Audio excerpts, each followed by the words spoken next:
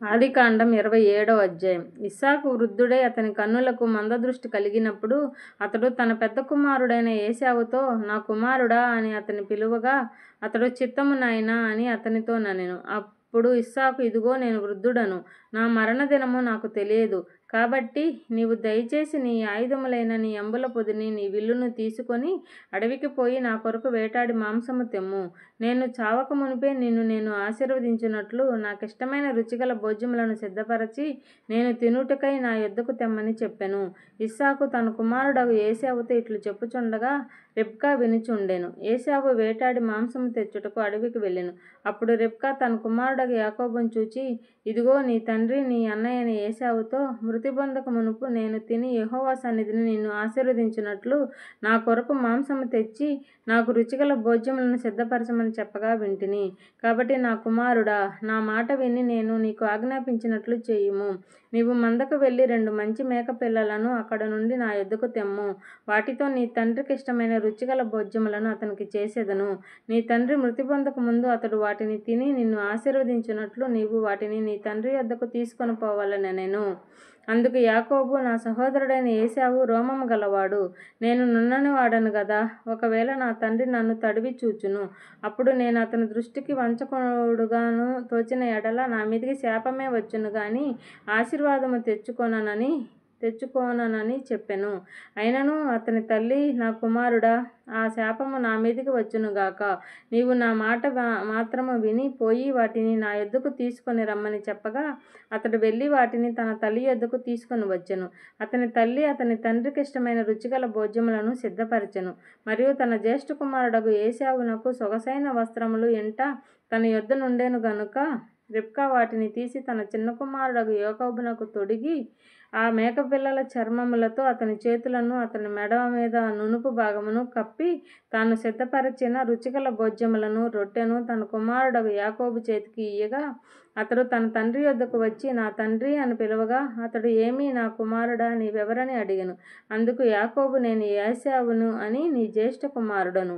నీవు నాతో చెప్పిన ప్రకారము చేసి ఉన్నాను. నీవు నన్ను దీవించుటకై దయచేసి లేచి కూర్చోండి. నేను వేటాడి తెచ్చిన దానిని తినుమనెను. అప్పుడు ఇస్సాకు, నా కుమారుడా, ఇంత శీఘ్రముగా అది నీకెట్లు దొరకనని అడుగగా అతడు, నీ దేవుడైన యెహోవా నా ఎదుటికి దాన్ని రప్పించుట చేతనే అని చెప్పెను.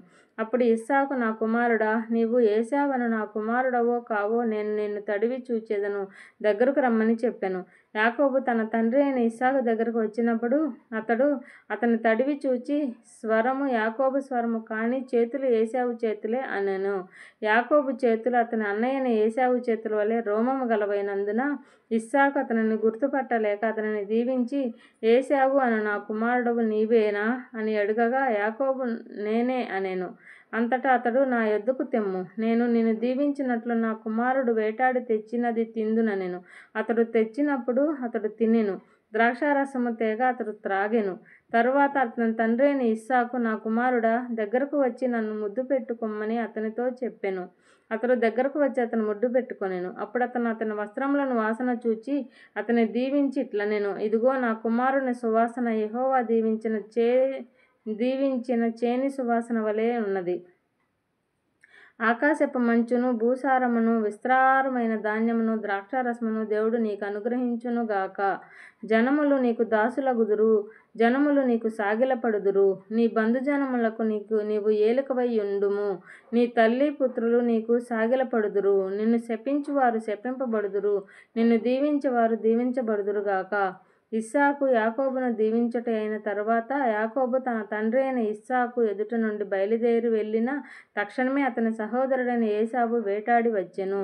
అతడు రుచిగల భోజ్యములను సిద్ధపరిచి తన తండ్రి యొద్దకు తెచ్చి, నా తండ్రి నన్ను దీవించినట్లు లేచి నీ కుమారుడు వేటాడి తెచ్చిన దాన్ని తినుమని తన తండ్రితో ననెను. అతని తండ్రి అయిన ఇస్సాకుని, నీవెవరని అతన్ని అడిగినప్పుడు అతడు, నేను నీ కుమారుడను ఏశావు అని నీ జ్యేష్ఠ కుమారుడను అనగా ఇస్సాకు మిక్కుటముగా గడగడా వణుకుచూ, అట్లయితే వేటాడిన భోజ్యమును నా ఎద్దుకు తెచ్చిన వారెవరు? నీవు రాకమునుపు నేను అన్నింటిలో తిని అతనిని నిజముగా దీవించితిని. అతడు దీవింపబడిన వాడే అనెను. ఏశావు తన తండ్రి మాటలు వినినప్పుడు దుఃఖాకాంతుడై పెద్ద కేక వేసి, ఓ నా తండ్రి, నన్ను దీవించుమని తన తండ్రితో చెప్పెను. అతడు, నీ సహోదరుడు కపటోపాయముతో వచ్చి నీకు రావలసిన దీవెన తీసుకొని పోయెను. ఏశావు యాకోబు అని పేరు అతనికి సరిగానే చెల్లింది. అతడు నన్ను ఈ 2 మారులు మోసపుచ్చెను. ఈ నా జ్యేష్ఠత్వమును తీసుకొనెను. ఇదిగో ఇప్పుడు వచ్చి నాకు రావలసిన దీవెనను తీసుకొనెనని చెప్పి నా కొరకు మరి ఏ దీవెనయో మిగిల్చి ఉంచలేదా అని అడిగెను.